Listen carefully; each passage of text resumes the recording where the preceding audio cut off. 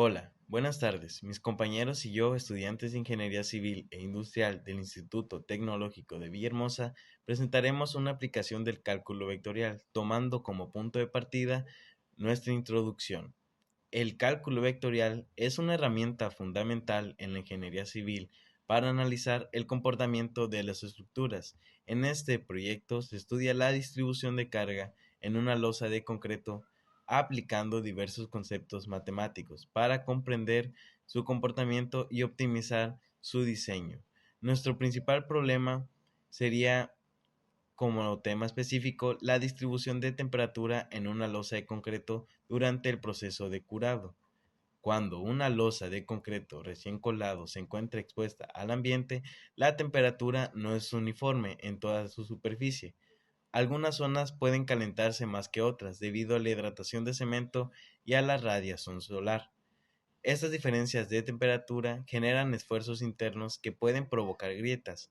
Por ello, se desea analizar matemáticamente cómo se distribuye la temperatura en la losa para identificar las zonas críticas y mejorar el diseño y control del proceso constructivo.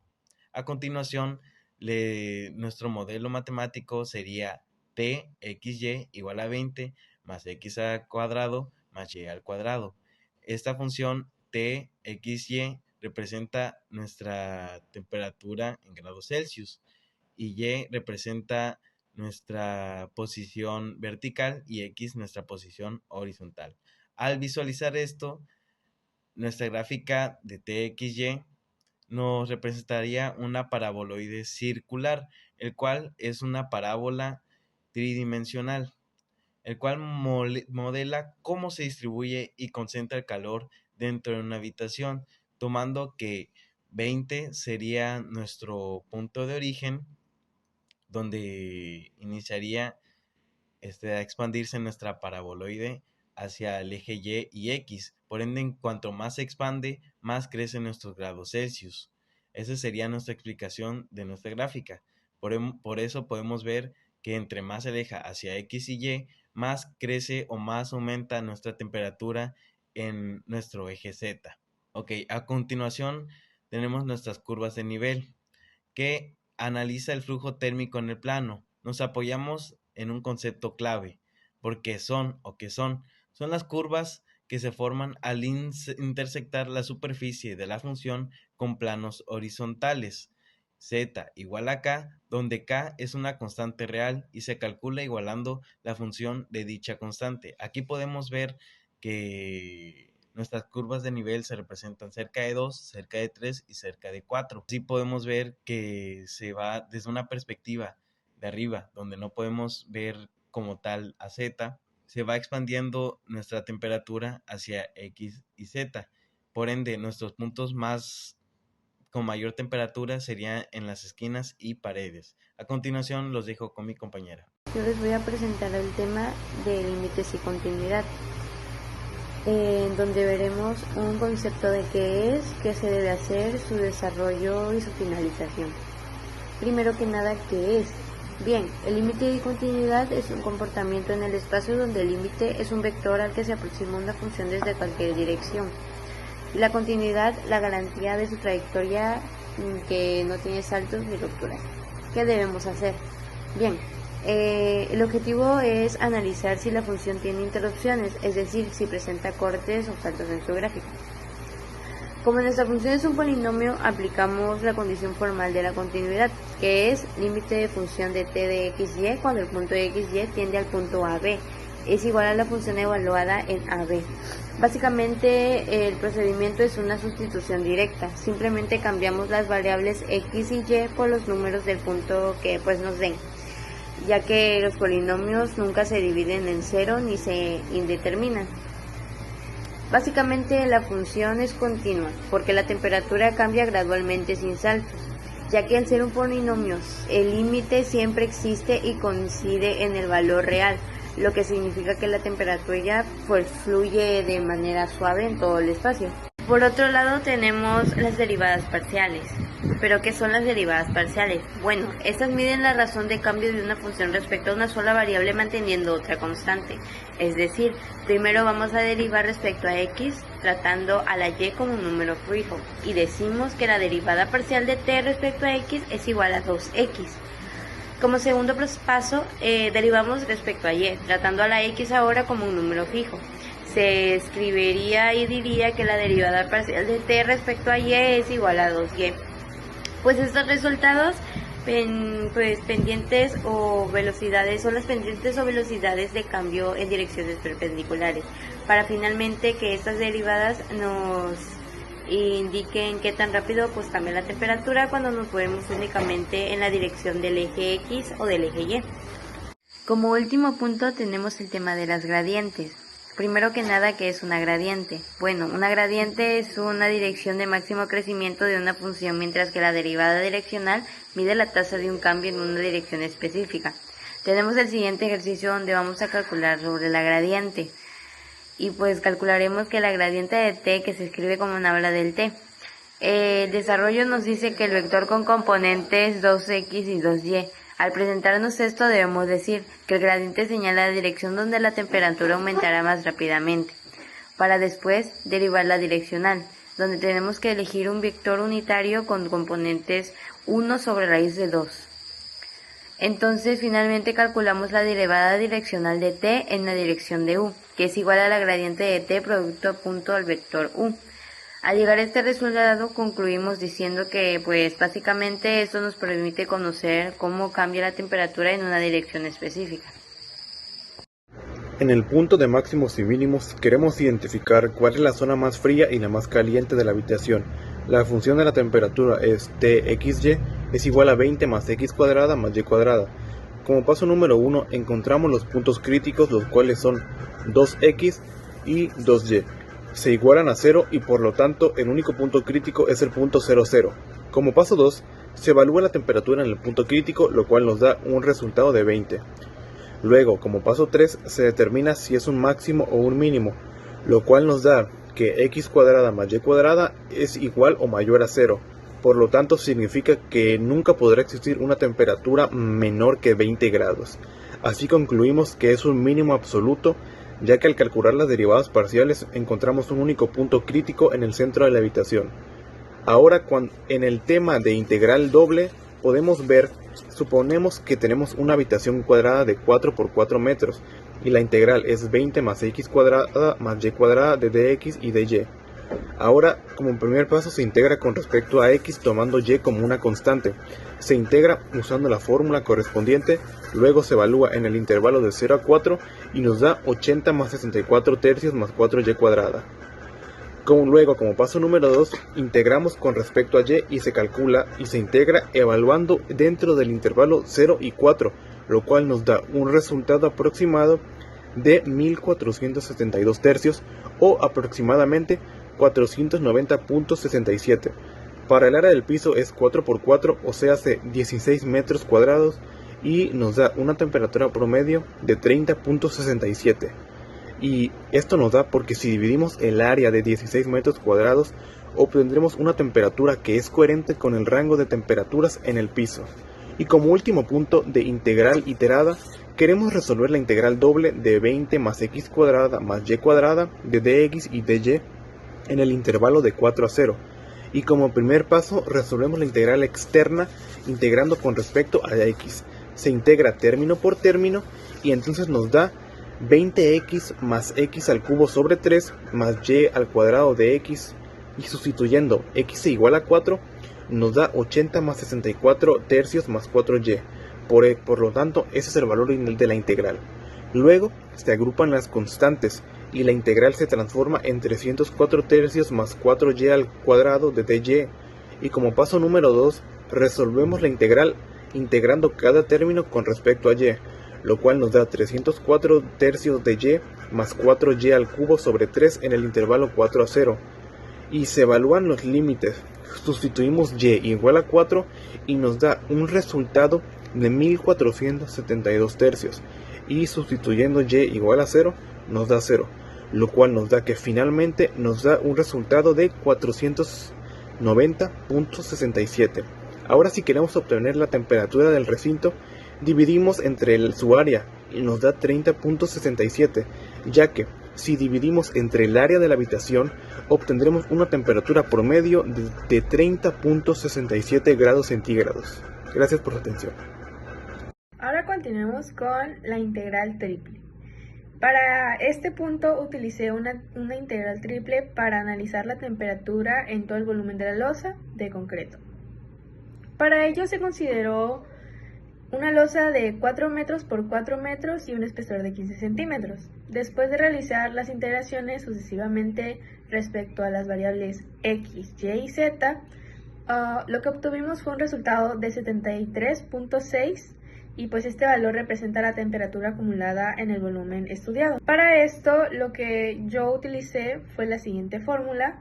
Debajo de esta nos aparece qué significa cada cosa en la fórmula. Nos dice que el símbolo de la integral significa integral triple, la v significa el volumen de estudio y f, x, y, z es la función analizada. Para llegar a este resultado, lo que fui haciendo fue aplicar ya los datos en la fórmula. Primero, en la aplicación pusimos nuestros datos, que es de 0, el 0.15.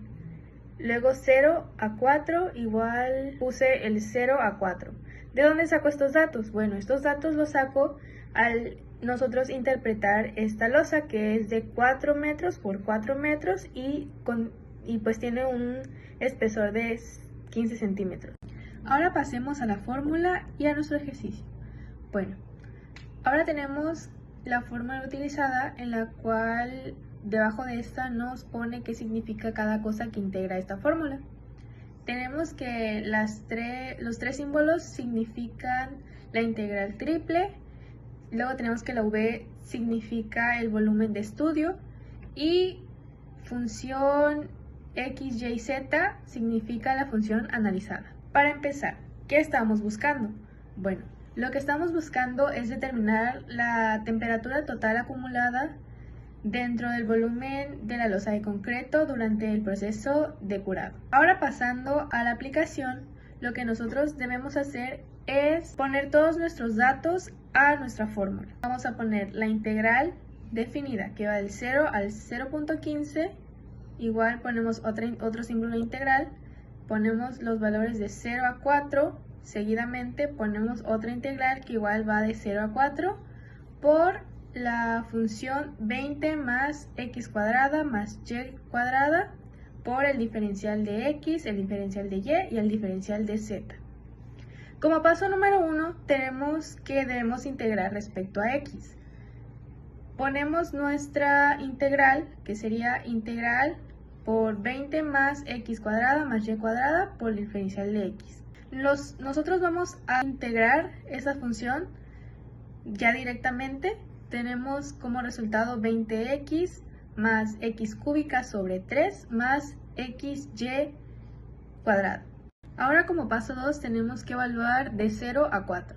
Para esto nosotros debemos de sustituir nuestros números que vamos a evaluar donde aparecen las x. Para esto debemos de evaluar primero el 4. Cada que nos aparezca una x la vamos a sustituir por el 4. Entonces sería 20 por 4, 4 cúbica sobre 3 más 4y cuadrada. Entonces como resultado obtendríamos 80 más 64 sobre 3 más 4y cuadrada. Debajo de esto tenemos 304 sobre 3 más 4y cuadrada. Ustedes se preguntarán de dónde sale este 304. Pues lo que yo hice fue sumar esos resultados. Pero antes que esto, lo que hice fue convertir el 80 a denominador de 3. Lo que hice fue multiplicar el 80 por el 3, nos dio como resultado 240. Y debajo de este resultado le puse un 3 y ya fue que pude resolver esta suma. Sumé el 240 más 64 y como resultado se obtuvo 304. Como los denominadores son iguales, solamente se transcribe y pues nada más bajamos el 4y cuadrada y pues cuando evaluamos a 0 nuestro resultado sería siempre 0, así que pues ya no lo ponemos y nada más nos quedaría ese resultado. Luego pasamos al paso número 3. Este nos dice que tenemos que integrar con respecto a y. Ponemos nuestra integral, que sería nuestra integral definida, que va desde el punto 0 hasta el punto 4, por 304 sobre 3 más 4y cuadrada por el diferencial de y. Luego transcribimos otra vez nuestra función, pero ya poniendo nuestra y. Entonces tendríamos como 304 sobre 3y más 4y cúbica sobre 3. Esto fue porque ya integramos de forma directa, por eso fue que obtuvimos el 4y cúbico sobre 3. Ahora, como siguiente paso, lo que vamos a hacer es evaluar. Lo que quiere decir que cada que nos aparezca una y, la vamos a reemplazar por el 4 y por el 0.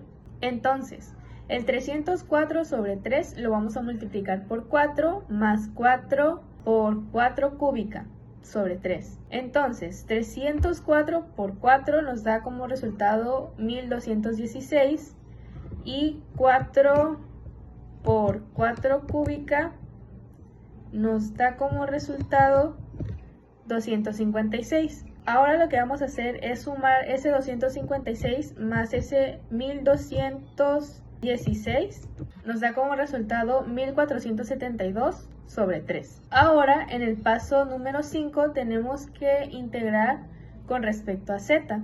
Ahora lo que vamos a hacer es, en vez de poner el 0 y el 4, vamos a poner 0 y 0.15. Ponemos nuestro símbolo de integración, que sería integral, que va desde el punto 0 hasta el punto 0.15, por nuestra función, que sería 1472 sobre 3 por el diferencial de z. Ahora lo que vamos a hacer es integrar con respecto a z. Vamos a aplicar lo mismo que hemos hecho en las anteriores integraciones. Vamos a poner nuestro símbolo de integral, pero en este caso vamos a poner que va desde el 0 hasta el 0.15 por nuestra función de 1472 sobre 3 por el diferencial de z. Ahora, como siguiente paso, vamos a evaluar esta función. Vamos a reemplazar cada que aparezca una z por 0.15 y por 0. Entonces, vamos a multiplicar el 1472 por 0.15 y nos da como resultado 220.8. Después, este resultado lo vamos a dividir entre 3, que nos da como resultado 73.6. Este es nuestro resultado final, ya que si nosotros evaluamos con respecto a 0, nos da como resultado 0. Entonces, lo que se obtuvo fue un valor de 73.6 unidades de temperatura acumulada en todo el volumen analizado. En la interpretación tenemos que esto permite conocer el comportamiento térmico general de la losa y pues también detecta posibles zonas donde podrían generarse esfuerzos térmicos. Ahora continuemos con las coordenadas polares. Posteriormente transformé la función a coordenadas polares en la fórmula que aparece, que es x cuadrada más y cuadrada igual a r cuadrada. De x igual a r coseno de teta y y igual a r seno de teta. Ahora lo que vamos a hacer es la aplicación. Partimos desde el punto x, y igual a 20 más x cuadrada más y cuadrada, y como primer paso sustituimos nuestros valores en nuestra fórmula. Entonces quedaría como t por r teta igual a 20 más r coseno de teta al cuadrado más r seno de teta al cuadrado. Como paso número 2 vamos a desarrollarlo. Entonces sería 20 más r cuadrada coseno cuadrado de teta más r cuadrada por el seno cuadrado de teta. Ahora, como paso 3, lo que sigue es aplicar. Aplicamos el coseno cuadrado de teta más el seno de cuadrado de teta es igual a 1 y como resultado obtenemos t r teta es igual a 20 más R de teta. Y pues lo que encontramos es que la temperatura depende únicamente de la distancia al centro, R, y como interpretación tenemos que esto indica que los puntos que están a la misma distancia del centro tienen la misma temperatura. Ahora pasemos al campo vectorial. A partir de las derivadas parciales construí el campo vectorial de la función xy igual a 2x 2y.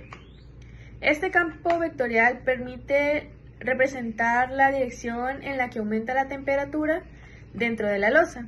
Las flechas demuestran hacia dónde se presenta un mayor incremento de temperatura. Para esto, lo que utilicé fue la siguiente fórmula que aparece aquí, que es un campo vectorial se expresa como f x y igual a p x y q x y.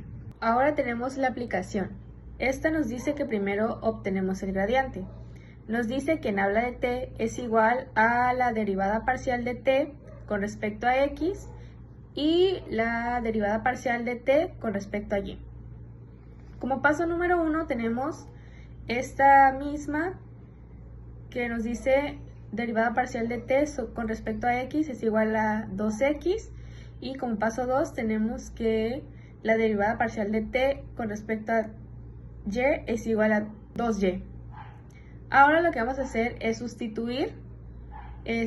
Ponemos nuestra función x y es igual a 2x 2y, y como resultado obtenemos fxy igual a 2x 2y. Lo que encontramos aquí fue que los vectores apuntan hacia las zonas donde la temperatura es mayor, y pues el campo vectorial se muestra la dirección de crecimiento de la temperatura dentro de la losa.